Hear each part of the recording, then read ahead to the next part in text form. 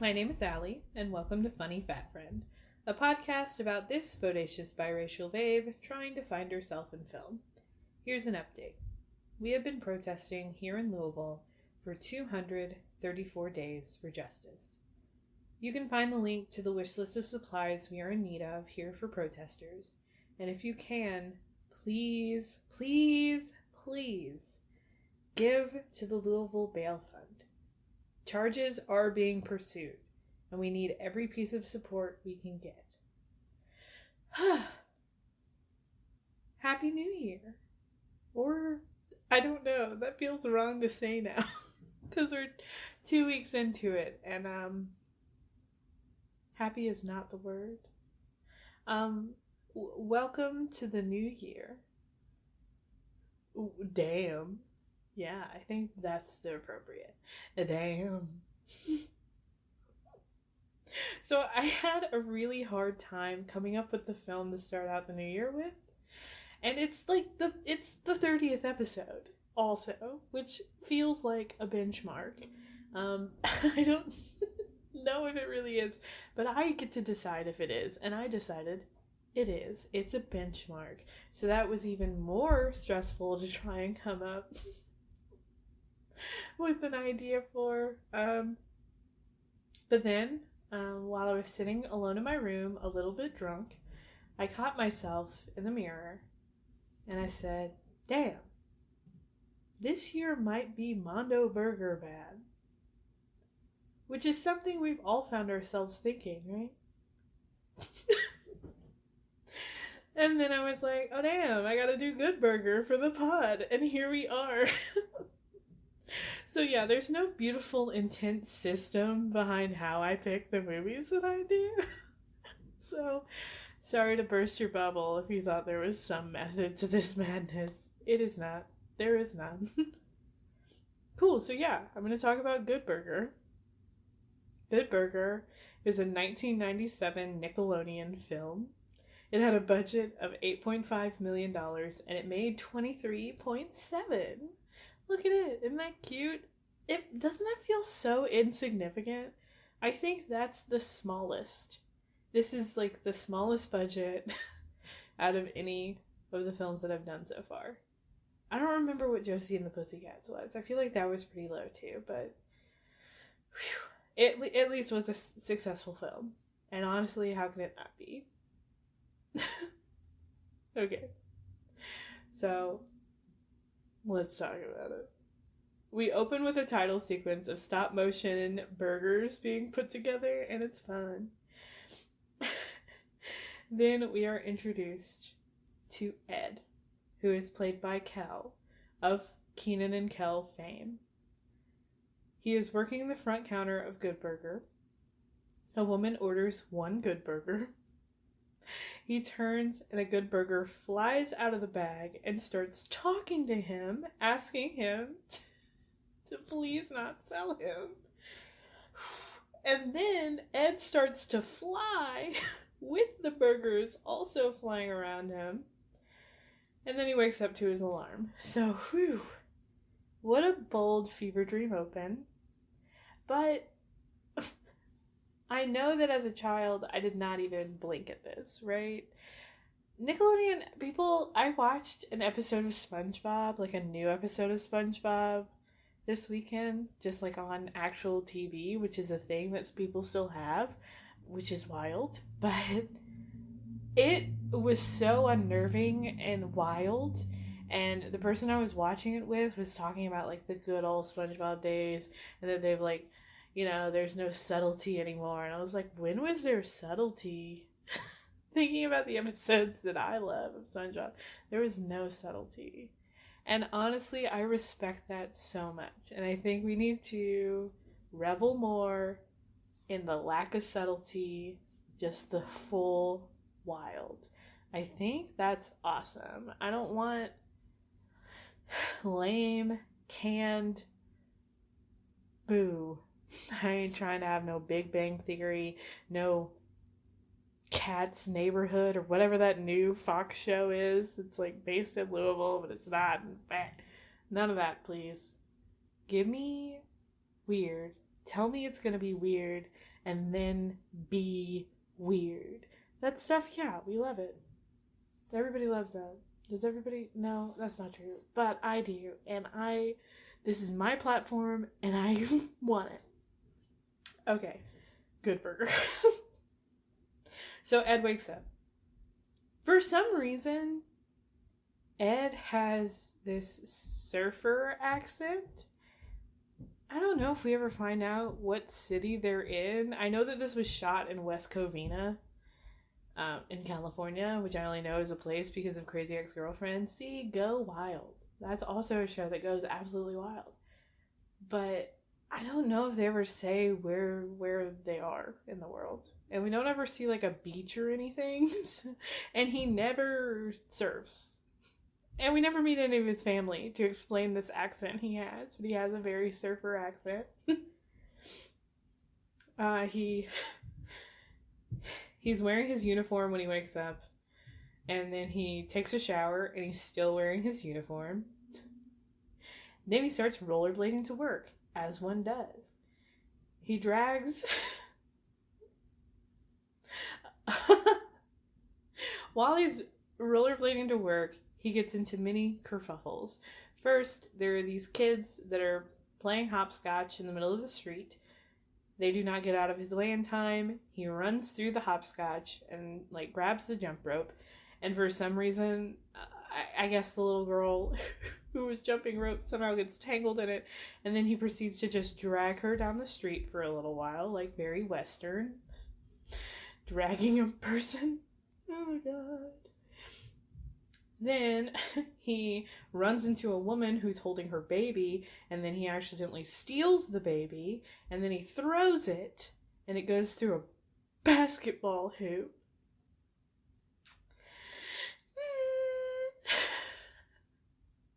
And all the while, this is interspliced with Good Burger itself, like a customer waiting to be waited on, and there's nobody who will wait on him because it's Ed's job to take orders at the front counter.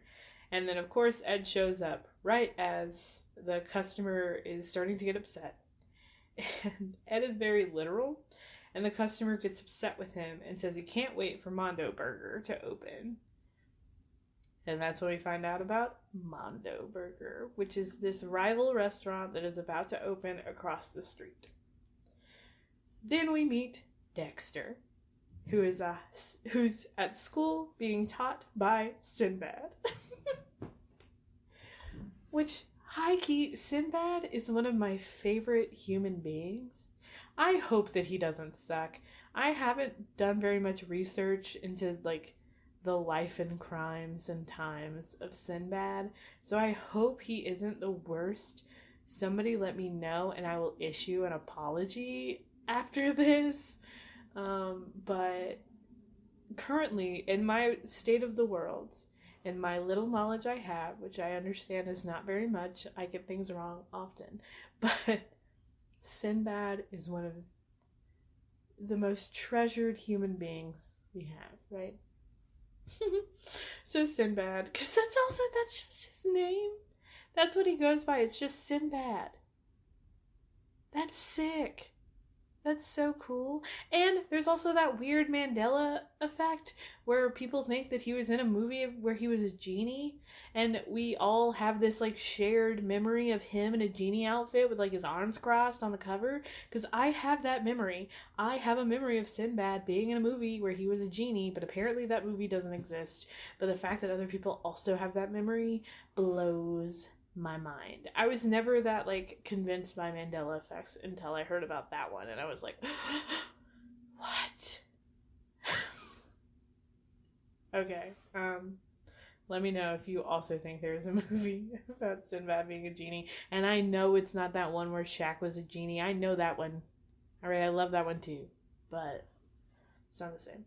Okay, so yeah, Dexter, who is played by Kenan Thompson. I don't know Kel's last name. I should have wrote it down, because he deserves the praise. He really is such a beautiful star. And it's Kel Mitchell. His last name's Mitchell. I just like remembered that from my dome. So I take back me not knowing a lot of stuff. I hope that's actually his last name, but I'm pretty sure it is.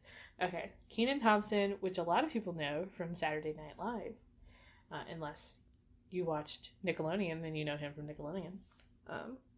Kenan Thompson plays Dexter, and he's at school being taught by Sinbad, and his character's name is Mr. Wheat, and he is just, oh wow, in the most ridiculous 70s funky ass threads.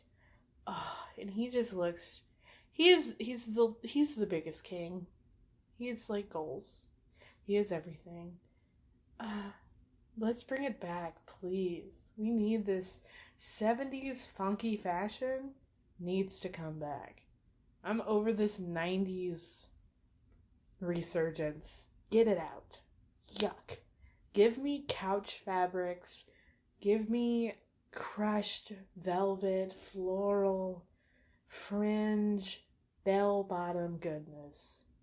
Oh, wow. I want that every day. Okay. So, yeah. Then the bell rings. It's summer break.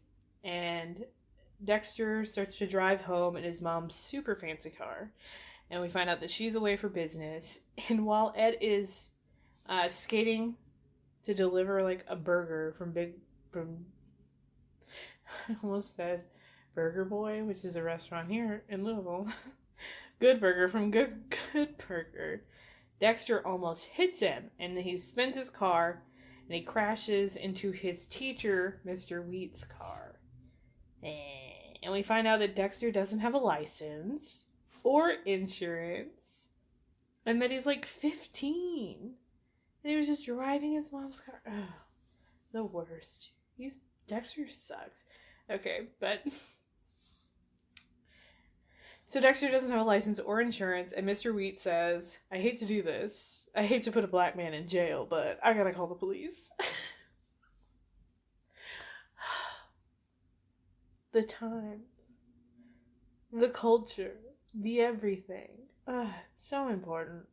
I also think this is another movie where I think they got somebody amazing like Sinbad to be in the film and then didn't give him a script. Just like Whoopi Goldberg. Sinbad is a male Whoopi Goldberg to me, honestly. Yes, yeah. Yeah. Like they're both like separate beautiful entities, but they're the same level of wild incredible. So good. Okay, so yeah. But Dexter begs Mr. Wheat to agree to let him to pay for the damages in exchange for not calling the police on him. And the total comes out to $1,900. That's the estimate for the damages. So Dexter has to get a summer job. We then see him in an assembly line at Mondo Burger, putting together burgers very poorly. Meanwhile, Ed is at Good Burger, swimming in the milkshake machine. This film is fucking chaotic. I'm so sorry. If you've never seen Good Burger and you've even made it to this point of the story, there's no way you followed, one. And two, I think you just have to watch this one. Like, I was blown away. A lot of people sent me messages at the end of the year. Like, I was in Spotify Unwrapped. I was in people's Spotify Unwrapped for their podcast. That was so exciting. But people were messaging me and being like, I've never seen, like, a lot of the movies that you do, but it's so fun. And I'm like, that's fun. A lot of them have made a lot more sense than this one does. So I apologize. If you haven't seen this film and you're just trying to listen and have a good time, I don't know, maybe it'll still be fun. I couldn't imagine someone just talking to me about this movie and like being able to understand or follow it all. But good on you. You're probably a genius, mate, if you can get it. Why did I do it? I don't know. We're doing it. We're staying ourselves. Here we go. Okay. Back at Mondo Burger, Kurt, I guess he's the manager of Mondo Burger and like the owner of Mondo Burger. I don't know.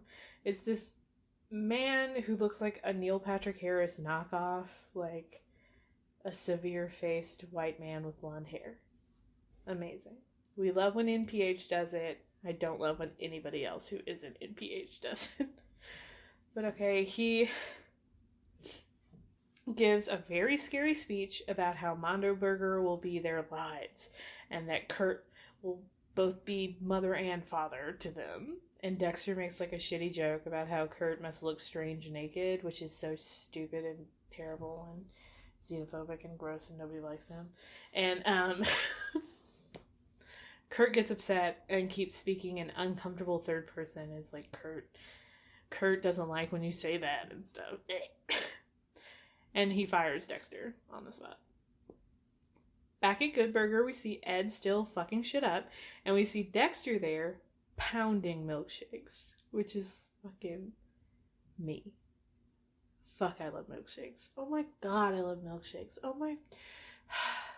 If you watch our YouTube channel, we did a video where we like put temporary tattoos on each other, but they were like custom, like it was basically just like henna, but like not nice, because henna is nice and deserves respect. This was like some other ink thing, and I wanted to get a tramp stamp that said milkshakes are always appreciated and accepted and desired, but that was really long, so we didn't do that. But I might get that for real, you know? We'll see. Maybe we'll get another stimulus check and that's what I'm gonna do. Comment below. No, it's no comment. Alright, cool. So yeah, he's just pounding milkshakes. And then he just like sad boys all over Ed about how he owes a bunch of money to this man and he just lost his job. And Ed says, "Boy, you must really suck." Fucking incredible. And Dexter goes to leave after Ed asks him if he wants to see his belly button. You know, as one does. But then Ed just suggests that he work there at Good Burger. And the manager says he'll give him a shot. So that's great. Ed introduces Dexter to everyone. First, there's Fizz, who works the drive-thru. And he's played by another of, like, the All That cast members. There's, like, a bunch of people. Not a bunch. I guess there's just 4 people from All That in this film. 4 or 5. And, well, this is one of them. I looked him up, and according to Wikipedia, he is the only All That cast member that stayed through all 6 of the original seasons. And I can't think of a single character he played, but, like, good for him. Okay, then we meet Otis. He's 77 and says he should have died years ago. Dexter's reply is tough break. Then we meet Dee Dee, who is a blonde vegetarian. Great. And then there's Spatch. And my brain kind of like shut down because it did not know how to deal with this writing or character choice here. Spatch is a very large, nonverbal man with a spatula who we see get very upset with a fly, and he crushes it on his own face with his spatula and then eats the fly and then licks the spatula. And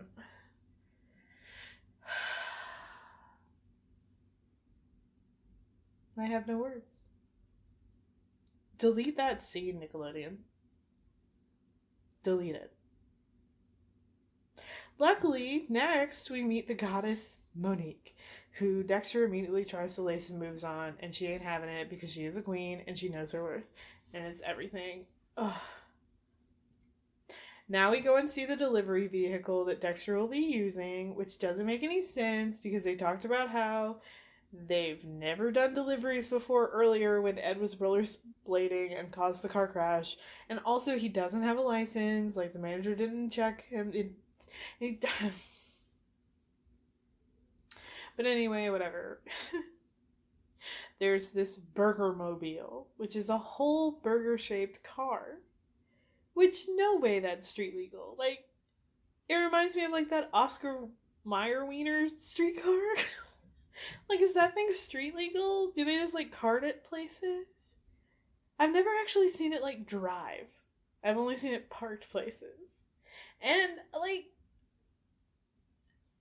Damn, now I'm thinking, I wonder where is it right now? Like, yeah, it can't be, like, it's like a weird little, like, museum thing. Like, you can, like, go through it. They had it at the grocery store that's next to my house, and I, like, went in it one time. And it's, like, college kids that, like, run it. It's really weird. It is a weird bonkers thing. But, yeah, I wonder where it is right now. Is it just in somebody's, like, driveway? Like, the middle of a cul-de-sac? The Oscar Mayer Wiener car. I don't know why that made me laugh so hard. Oh, okay. Okay, so anyway, yeah. Ed takes them on a joyride, which is very intense, and he's speeding right away and blowing through stop signs. And we see Mr. Wheat, the absolute king. He is in a velvet red leopard print robe, like, to his ankles. And he's coming out of his house to get his mail. And when they drive by, they obliterate his mailbox. And he is just, like, torn to shreds. Honestly, give Sinbad an Oscar in 2021. That is my campaign. That is my goal for 2021.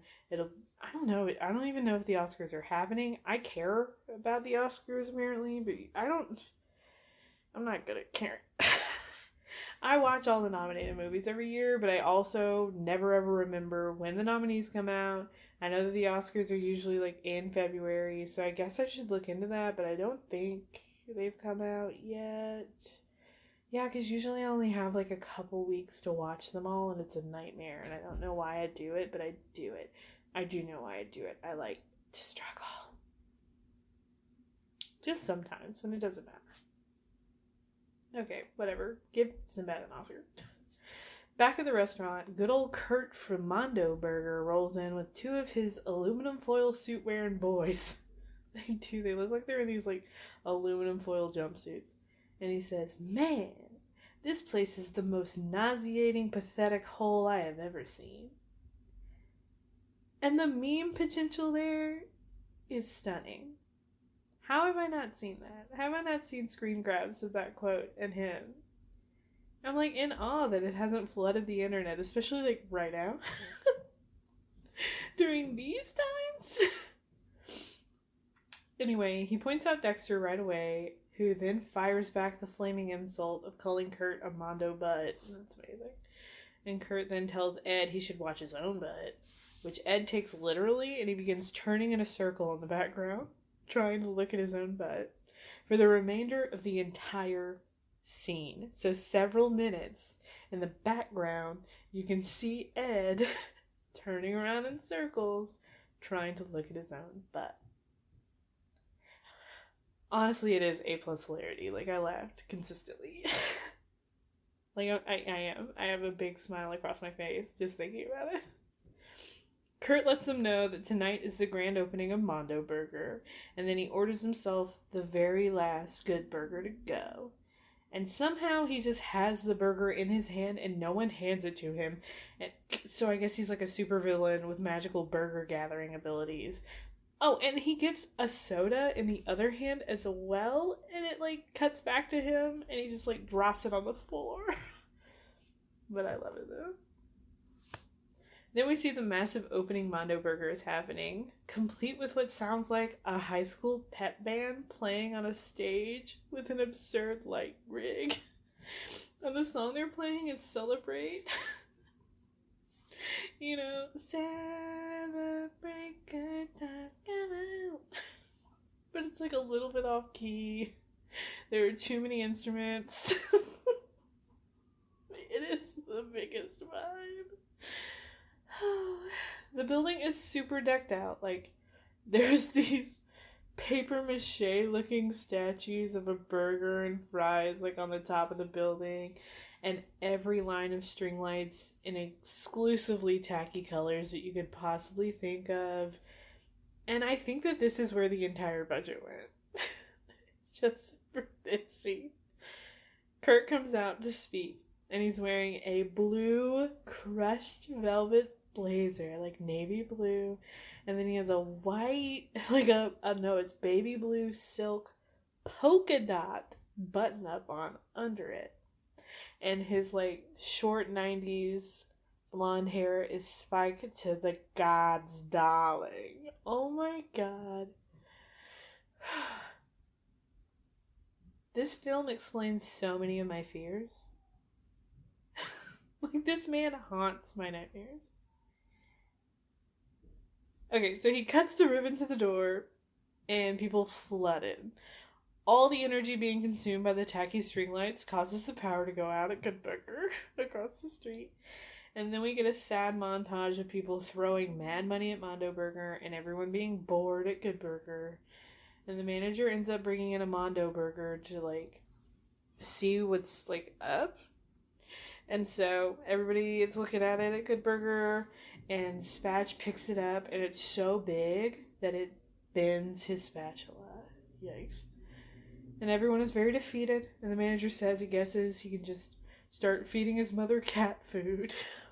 What the fuck? But honestly, doesn't that tell you so much about that character?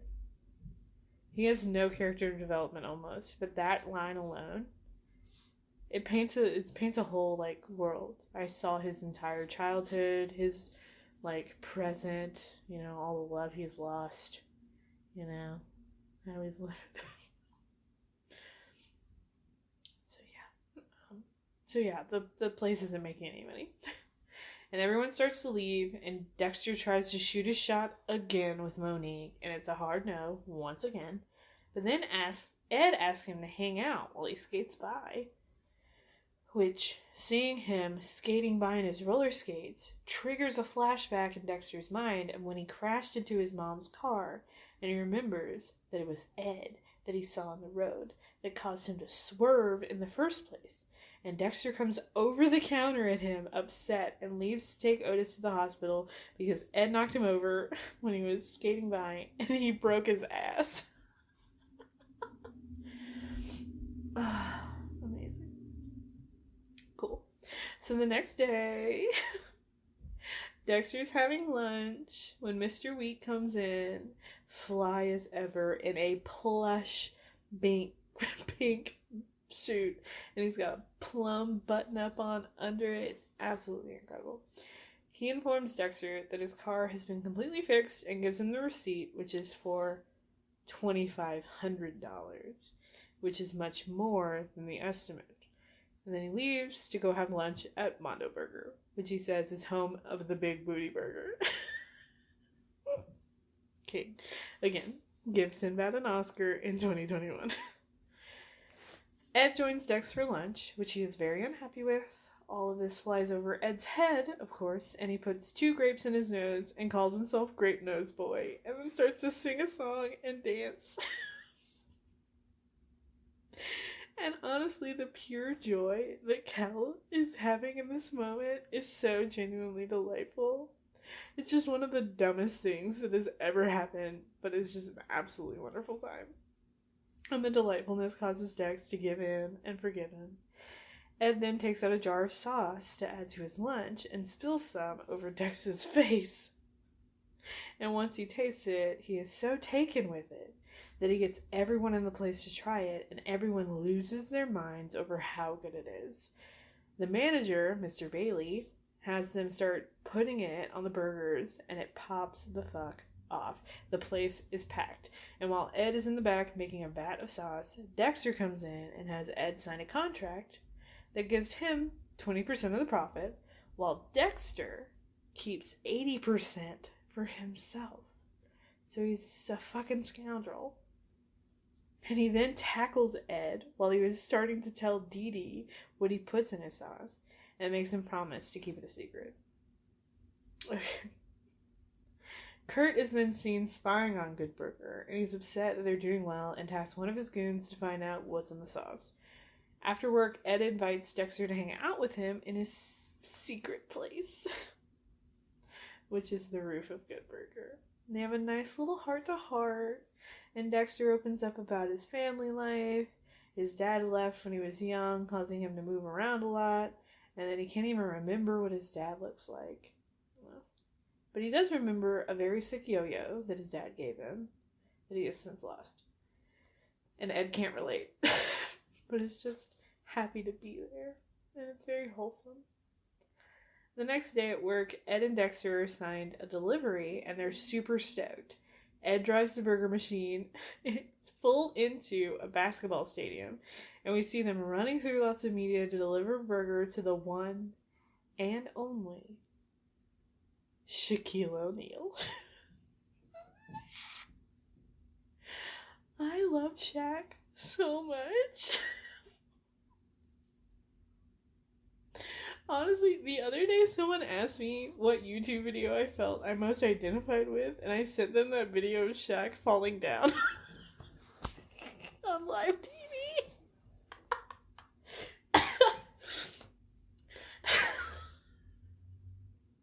And you may be asking yourself, which one, Allie? If you're a real Shaq fan, you'll ask, which one? Because he's fallen down more than once. Oh god, and it's the one where he's on Sports Center and he gets up from his chair to like run to like say that he's fast, but then he gets like caught up in like a microphone cord and he falls down and rips all of the audio equipment off the table.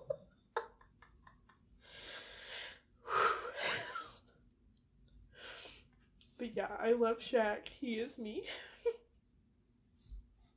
Anyway. Kurt sees them on live TV and he gets so upset that he knees in his TV and then hunts down Ed and offers him a bunch of money to work at Mondo Burger, but Ed doesn't get it and he just ends up frustrated. And Dexter sees him get out of Kurt's car and makes sure he never gives him the sauce recipe. And then Ed hands him a yo-yo. Like the one that his dad got him way back when. And we all weep. Everyone's weeping, right? Good. Kurt then sets into motion his plan B, which is sending Carmen Electra, whose name is Roxanne in this film, to seduce Ed. She comes in, guns blazing, saying that she's hungry for Ed, and asks him on a date. Ed immediately invites Dexter along and suggests making it a double date with Monique, who for some reason now agrees to go out with him. Well, actually, it's probably because Ed suggested it instead of Dexter just asking her out like a goof, but okay. The four go on their double date to a mini golf place. Wholesome. But Roxanne is full trying to fuck this man at the windmill. It's very uncomfortable. She's trying to get him to reveal how he makes his sauce, but hilariously, he accidentally backhands her with his golf club. Then she gets knocked out by the golf ball, ricocheting off the building and hitting her in the head, knocking her out. Like, damn. They head back to the restaurant, and Roxanne wakes up, and the couple split for some alone time. Monique and Dexter admit feelings for each other, but Monique tells him that she thought he was obnoxious and self-centered until he started helping Ed out and being his friend, and that's what made her see him in a different light. Oh. But it gets Dexter thinking because he ain't that great. He bad. Back in sexually aggressive Carmen Electra land, Ed is not picking up what she is putting down, and he full-on flips her on the ground in self-defense, and she goes back to Mondo Burger in a cast and on crutches, and quits. Well, the next day at Good Burger, we get another All That cameo. This is Lori Beth Denberg. I think that's how you say your name. And I remember her, she played the loud librarian on All That. It was very funny. She places this like super complex order that melts Ed's brain. And it's a fun little moment. In the back of the restaurant, Monique is giving Dexter the cold shoulder when he asks her on a second date. And she reveals that he forgot his jacket. And she pulls out the contract that he had Ed sign that he just kept in his jacket, I guess. Fucking KO, dude. She does tell him he won't tell Ed, though, because it would hurt him too much to know that he's a bad guy. Aww.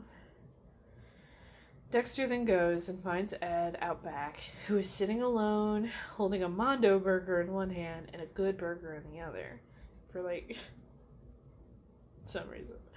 And then a little Jack Russell Terrier runs up and starts barking at them.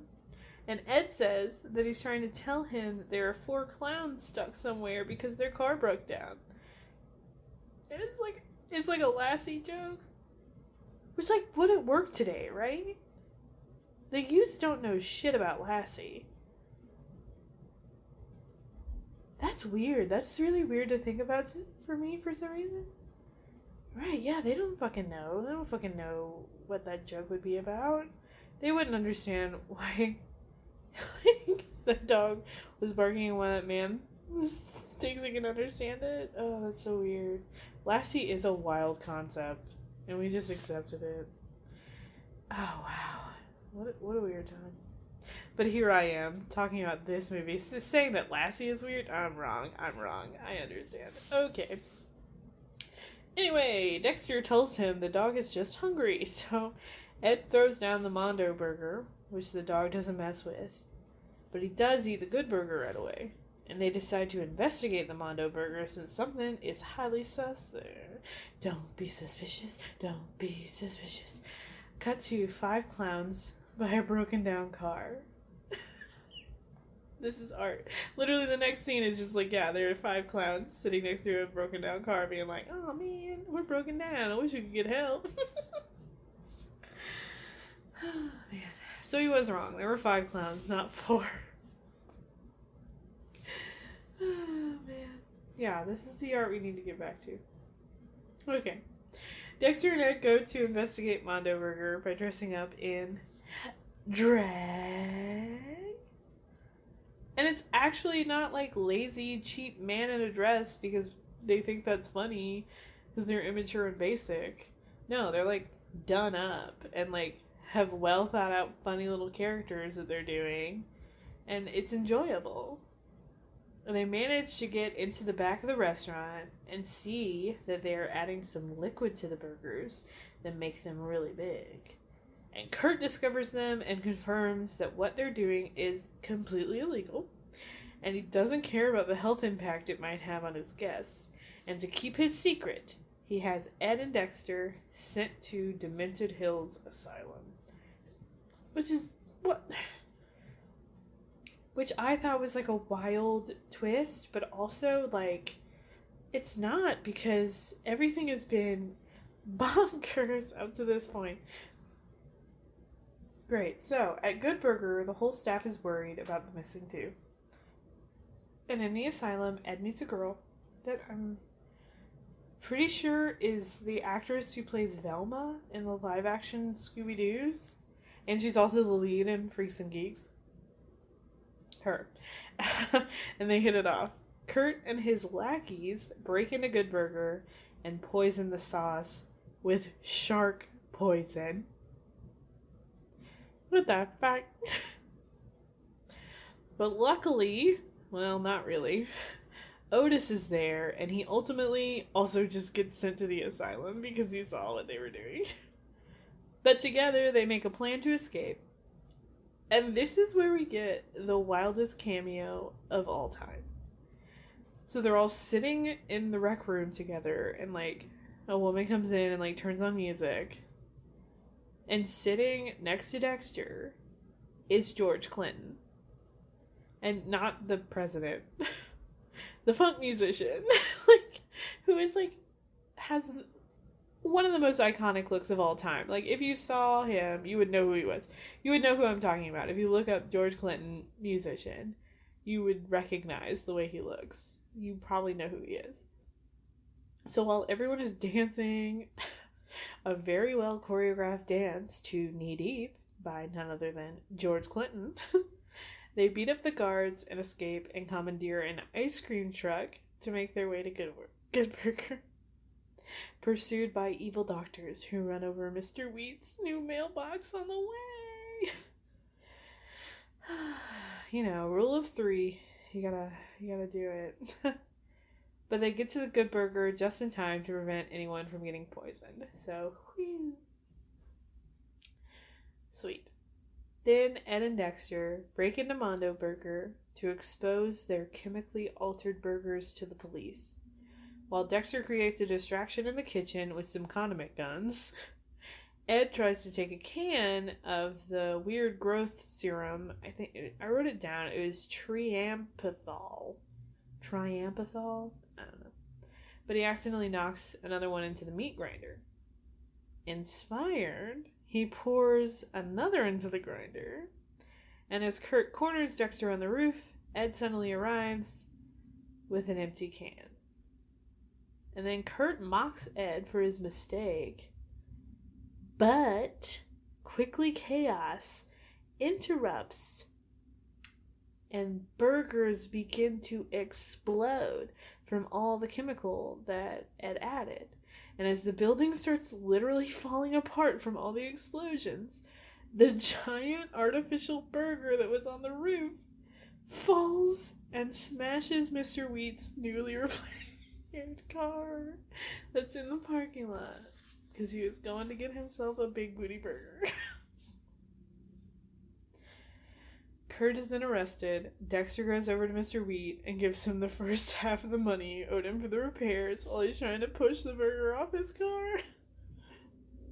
Then Ed explains his reasoning in putting all the chemical into the meat because he knew if they tried to convince the police on their own that they would just lose due to the corrupt nature of our court system. So he just blew it up with their own shit. It's incredible. Then Dexter tears up the contract with Ed and tells him that he gets to keep all the profits from the sauce. They head back to Good Burger, where their coworkers all celebrate them, and they tell Ed to give a speech. And he turns and looks dead into the camera and says, "Hi, welcome to Good Burger, home of the Good Burger. Can I take your order?" And it's over. Isn't that wholesome? What a wholesome ending. What a wholesome film. Well, actually, is this film wholesome? I don't know. I would show it to my kids. It's so wild. What a weird fucking wild movie. I love it so much. But my opinion apparently is not the same as critics. On Rotten Tomatoes, it got a 32%. Damn, it got fucking annihilated by critics. And on Letterboxd, it has a 2.9. Which is higher, right? Yeah, that would be higher than a 32%, but still not high enough for me. It deserves 4 stars. Give it 4 stars, you cowards. Do I relate to Good Burger? I relate to Monique. Yeah. I relate a bit to Monique. She doesn't have much of a character besides that she turns down the blatantly lame man, and that's cool. And then likes him when he shows he is a good person, and that's really nice. I guess I don't really relate to actually like following that advice because I have fallen for some shit. You know, as one does. But me now can identify more with Monique as a grown woman who knows her worth. So that is nice. Otherwise, no, I do not relate with this film. And you're not, you know, I will say, yeah, in the new year, you're not supposed to relate with every film. Shocker. Which obviously you're not. This podcast couldn't exist if you were supposed to, obviously. But this is a lot of fun. Like, I highly recommend Good Burger. Go check it out. It's on Netflix for anybody who has Netflix wanting to relive that classic. And it's only like an hour and a half. And it's amazing.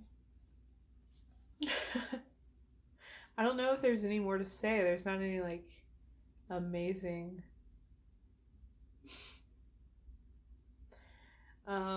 you want to say something poetic? I don't have anything poetic I can think of about Good Burger. I hope that you're being good to yourself right now. I know that we are smart people and didn't expect 2021 to start obviously, and be like amazing off the bat. We didn't do that because we are smart people, but also I know that people didn't expect it to be as bad as it started.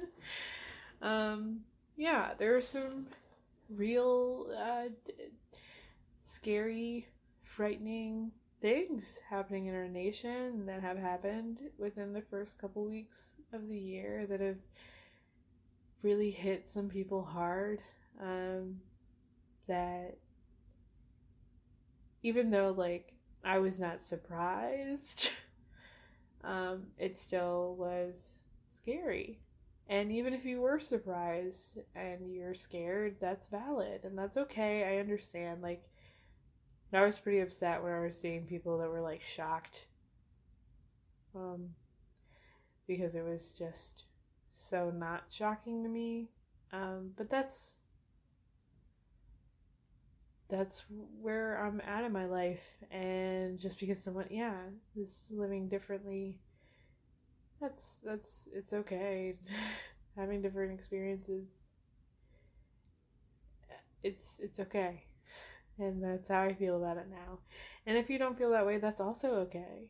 Because you get to feel however you do. And I'm not here to invalidate anybody else's experience because I have no right to. And I shouldn't have a right to invalidate anybody else's experience. But yeah, so ultimately I hope you're taking care of yourself. Do whatever you need to do to feel okay. And for me, that was unplugging for a while. And just being around people I love, talking to people I love, and tuning out a bit. Yeah, protect yourself. Do what you need to do. It's okay. That's brave. To do what you need to do is brave. Alright. Great. Thank you for being here for the first episode of 2021 with me. My BB is almost a year old. My podcast is almost a year old. That's really weird, but amazing. Thank you for being here with me. Thank you for listening. I honestly am fucking dumbfounded by your existence. I'm so appreciative of you. Thank you for existing. Whether you listen all the time or whether this is your first episode, whether you skipped through to the end and are somehow listening to only this part, thank you. Alright. Episode 30. Wow. But yeah, okay. I've been your friendly neighborhood fat friend, Allie. And I would rescue some broken down clowns for your love any day. Alright, I'll talk at y'all next time. Bye.